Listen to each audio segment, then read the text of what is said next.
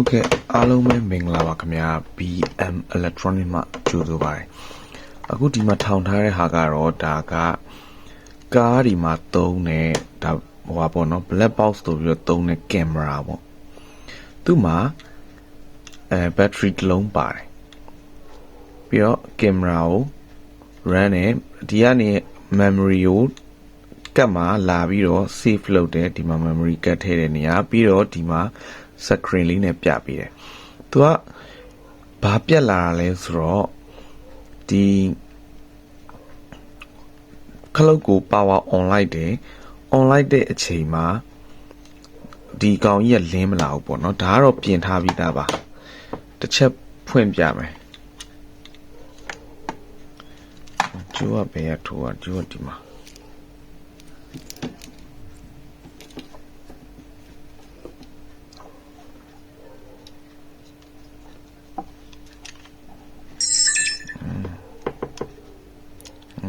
ဒါကင်မရာပေါ့နော်ဒါပွင့်သွားပြီပေါ့ဟုတ်ပြီဒါဆိုဒါပြန်ပိတ်လိုက်ပါမယ်သူကဘက်ထရီလည်းတိတ်မကောင်းတော့ဘူးဗျသူကတော့အော်တိုပိတ်သွားပြီအဲ့လိုဆိုတော့ဒီဆက်စောက်ချင်းဖွင့်ချင်းမှာအတန်လေးကြားရတယ်ကြားရပေမဲ့ဒီဟိုကတက်မလာဘူးဒီ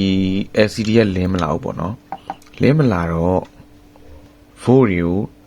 တစ်ချက်လိုက်တိုင်းကြည့်တယ်သူကပြီးတော့လွတ်ကျနေတယ်လွတ်ကျလာတာလို့လည်းပြောတယ်ဒါပေမဲ့တကယ်တမ်းစစ်ကြည့်တော့မဟုတ်ဘူးဒီနေရာကဒီမှာတခုကကျိုးတွေနဲ့ကွဲကုန်လို့ဒီနေရာကဒါခြေထောက်6ငုတ်ပါတဲ့ IC ဟိုအရင်ဆုံးဗျာဒီ IC ရှိမယ်ဒါဒီမှာအခုကျိုးဆွဲထားတာကဒါ coin နှစ်ခု coin နှစ်ခုမဟုတ် coin တစ်ခုတည်း coin ရဲ့ဟိုဘက်နဲ့ဒီဘက်အစပေါ့နော်အရင်ဆုံးဒီ capacitor မှာလာပြီးတော့ဖို့တိုင်းကြည့်လိုက်တယ်တိုင်းကြည့်လိုက်တော့ဒီ capacitor ကိုဖို့ရောက်တယ်ဒါပေမဲ့4ဖို့5ဖို့လောက်ပဲရောက်တာအဲ့လိုဆိုတော့ကျင်းတီပေါက်ဒီ oscillation လုပ်ပြီးတဲ့ IC ပေါ့နော်ဒီ IC ပြတ်လောက်တယ်လို့ယူဆတော့ဒီပင်နံပါတ်1နဲ့6နဲ့ကိုခွာပြီးတိုင်းလိုက်တော့ဒီမှာလာပြီးတော့ပူးနေတယ်နှစ်ခုစလုံးက 4.6 volt ပဲထွက်တယ်ဒီဘက်တစ်ချမ်းပေါ့နော်ဆိုတော့ဒီဘက်တစ်ချမ်းကဟိုပင်နံပါတ်1ပေါ့နော်ပင်နံပါတ်1မှာ4.5 volt လောက်ထွက်တယ်နှစ်ခုကကြတော့ ground sorry ဒီဓာတ်ဒီမဟုတ်ဘူးရတယ်ကျွန်တော်ထောက်တာမှားနေတယ်ဒီမှာ1 2 3 4 5 6ပေါ့နော်ဒီကောင်နေ2နဲ့3က ground 4နဲ့6နဲ့ပေါင်းထားပြီးတော့5ကကြတော့ feedback အဲ့လိုယူဆလိုက်တယ်ဘာဖြစ်လို့လဲယူဆရတယ်လို့ပြောလဲဆိုတော့တီချာလည်းမမြင်ရဘူးတေချာမမြင်ရဘူးဒါပေမဲ့ထားလိုက်တော့ဖုန်းနဲ့1နဲ့6နဲ့short ကျနေတာဖြစ်တဲ့အတွက်ဒီကောင်ကိုဖြုတ်ပစ်ကြတယ်ဖြုတ်ပစ်လိုက်တဲ့အချိန်မှလည်းမပြီးသေးဘူးသူကသဘောကဒီမှာလာပြီးတော့ဒီ IC ကဒီ IC ကဒီ transformer ဒီ transistor လေးကိုမောင်းပြီးတော့ဒီ transistor လေးရဲ့အထွက်ကဒီ coil ကိုသွားတာဒီ coil ကနေမှတစ်စင်ပြန်မောင်းတယ်အဲ့ဒီဟာကအထွက်ကဒီမှာ diode ခံထားပြီးတော့ဒီ capacitor ကိုသွားတာဒါကအနှုတ်လိုင်းဒီကနေပြီးတော့ဒါအနှုတ်ဒါအပေါင်းပေါ့နော်ဒီကနေပြီးတော့ဒါအပေါင်းကဝင်သွားပြီးတော့ဒီမှာ capacitor အသေးလေးတစ်လုံးရှိမယ်ပြီးတော့ဒီကိုဝင်ပြီးတော့မှဒီ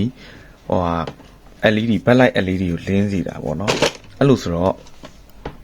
ဒီဟာကလမ်းကြောင်းတစ်ခုပေါ့ဒီလမ်းကြောင်းကိုကျွန်တော်လည်းမသိဘူးဒါရှင်းမပြောတာမသိဘဲနဲ့ဒီဘလူးစစစ်ကမလဲဆိုတော့ဒီမှာကဒါdisplay socket ပေါ့ကျင်းတည်တဲ့ display မလာဘဲနဲ့ TTTT နဲ့ကျန်တဲ့ဟာတွေအလုပ်လုပ်တဲ့အတွက်ဒီ display socket နားမှာရှိတဲ့ IC ကိုအရင်တိုက်ရမှာပဲအဲ့မှာ IC number တို့ဘာတို့ညာတို့ပေါ့နော်လိုက်စစ်ပြီးတော့မှ ပင်အောက်တွေပါကြည့်ပြီးတော့အဲ့ဒီမှာ short ကျသလားမကျဘူးလားကိုရှာတာအကြီးကတော့ capacitor တွေပဲ capacitor တွေကိုခွတိုင်လိုက်လို့ရှိရင် volt ရှိနေတယ်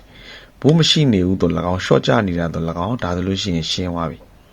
နော်အခုဒီမှာဒီ capacitor တွေရှိမယ်ဒီ capacitor ရှိမယ်ဒီ socket နဲ့ပတ်သက်ပြီးတော့ဒီ capacitor ဆိုအခုတော့မြင်နေရပါတယ်ဒီမှာလမ်းကြောင်းကဒီထဲကိုဝင်သွားတာ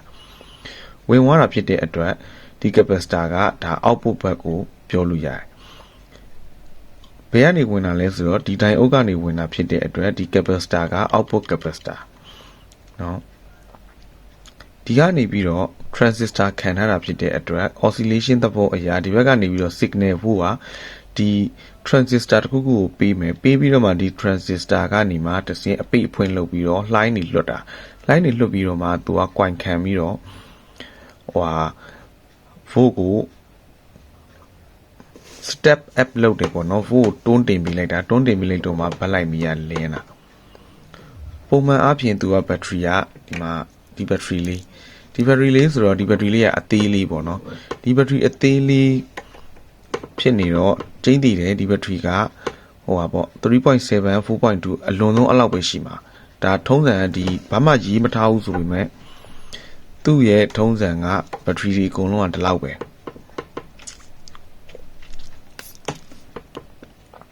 ပြီးတော့ဒီမှာဒီကတ်ကိုထုတ်ခဲ့တာ2015ထုတ်ခဲ့တာသူပိုင်ရှင်ဖြစ်တဲ့လူကတော့သူဝယ်တာက6လလောက်ပဲရှိသေးတယ်ပြောတယ်ဒါပေမဲ့ဒီကတ်ကတွေ့လား2015ဆိုတော့2026 10နှစ်လောက်ရှိပြီ10နှစ်အခုဆို17နှစ်ပေါ့နော်10နှစ်ပဲဆိုပါတော့လာစွန်းနေပါတယ်နဲ့ဆိုဒီကတ်ကိုထုတ်ခဲ့တာ9လပိုင်း10ရက်2015သူ့ရဲ့တက်တန်10နှစ်ကျော်ပြီဆိုတော့ဒီကတ်ကပြတ်တင်နေပဲဆိုပါတော့ဒါပေမဲ့ဒီ electronic ပစ္စည်းတွေပြတ်တဲ့အခါမှာ IC ပြတ်တယ်ပေါ့ IC ကဒီအတိုင်းပြတ်ချင်တိုင်းပြတ်တာမဟုတ်ဘူးဘာဖြစ်လို့ပြတ်တာလဲဆိုတာကိုတစ်ခါထပ်ရှာရပါတယ်အဲ့တော့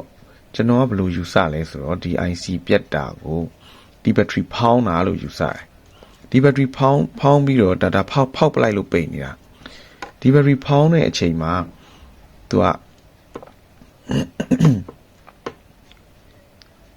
သုံးနေပေါ့နော်ကားဒီတိုင်းပဲထိုးထားတာများတယ်ဆိုတော့ကားတွေမှာဒီတိုင်းပဲထိုးပြီးသုံးကြတာဆိုတော့တကယ်လို့အာသညိုးဖြုတ်တဲ့အချိန်ဖြုတ်လိုက်တဲ့အချိန်မှာဒီ battery ကဘိုးတစ်ခုကိုတည်ငြိမ်အောင်ထားမပေးနိုင်ဘူးထိုးကျနေတာပေါ့နော်အဲ့ဒီအချိန်မှာ oscillation လုပ်တဲ့ oscillation ဘက်လိုက် oscillation IC လို့ပဲပြောရမှာပေါ့နော်အဲ့ကောင်ကဖြစ်သွားတာဘိုးမငြိမ်တော့တဲ့အတွက်ကြောင့်မလို့အပူလွန်နာတော့၎င်းတစ်ခုခုပေါ့နော်အဲ့ဒါကြောင့်ပဲပြတ်တယ်လို့ယူဆတယ်ဘာဖြစ်လို့လဲဆိုတော့ကျန်တဲ့အစိပ်ပိုင်းတွေအားလုံးကကောင်းနေတယ်သူကသူထွက်เสียရှိတဲ့ဘိုးတွေကအကုန်ထွက်တယ်ပေါ့နော်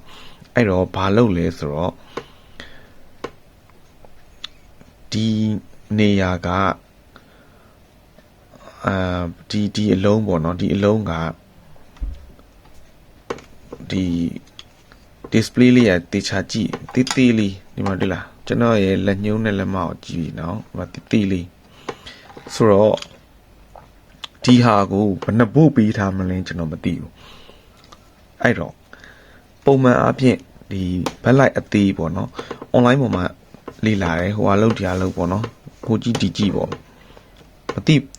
အကုန်လုံးကိုသိနေတာမဟုတ်ပါဘူးဆိုတော့ကြည့်တော့ဒီဟာတွေကတဲ့9ဘိုးကနေစတယ်တဲ့သူက 4.8 လောက်စတော့ရောက်နေတာကိုလုံးဝလင်းမလာတော့အခုဒီဘက်တစ်ချမ်းကအောက်ပေါ်ဒီဘက်တစ်ချမ်းက input ဆိုတာတည်တဲ့အတွက်MT 3608 step up module လို့ခေါ်တယ် module ကတ်လေးပေါ့နော်အဲ့ module ကတ်ကလေးကဒီအောက်မှာရှိတယ်ကျွန်တော်ဖွင့်မပြတော့တာအဲ့ module ကတ်ကလေးကိုအသုံးပြုပြီးတော့ပို့ယူတယ်ဘယ်ကနေယူတာလဲဆိုတော့ဒီ capacitor ဒီကနေပြီးတော့ input ပေါ့အဲ့အထက်အောက်ကကတ်ကလေးရဲ့ input volt ကိုဒီမှာ battery minus ကနေချိန်ပြီးတော့ဆွဲလိုက်တယ် input plus ကိုကြတော့ဒီမှာ coin ကိုရောက်နေတဲ့ input plus ပေါ့နော် coin ကိုရောက်နေတဲ့ ပို့က 4.5 လောက်ဖြစ်နေတယ်အဲ့ရနေပြီးတော့ယူလိုက်တယ်ယူပြီးတော့ output ကိုကြတော့ဒါ output capacitor လို့ခုနကပြောခဲ့တယ်နော်အဲ့ဒီမှာ output capacitor ရဲ့ minus ကနေ sorry output capacitor ရဲ့ minus နဲ့ဒီမှာကထွက်လာတဲ့ output minus နဲ့ကို join လိုက်တယ်ပြီးတော့ output plus ကိုကြတော့ဒီကွာရဲ့ output ဘက်အချမ်းပေါ့နော်မှာအပေါင်းသွားပြီးတော့ကျွေးလိုက်တယ်အဲ့အဟာကြတော့ဒီကနေပြီးတော့ဒီမှာပေါ့နော်ဒီကနေပြီးတော့ဘယ်လိုထွက်တာလဲဆိုတော့ဒီကနေပြီးတော့ဒီကိုထွက်တာဒီကိုထွက်တယ်ဒီကိုထွက်ပြီးတော့ဒီလိုပြန်ထွက်တယ်ထွက်သွားပြီးတော့ဒီ capacitor အတိတိလေးရဲ့ထိပ်ကိုရောက်တယ်ပြီးတော့ဒီကိုဆက်ထွက်တယ်ထွက်ပြီးတော့ဒီ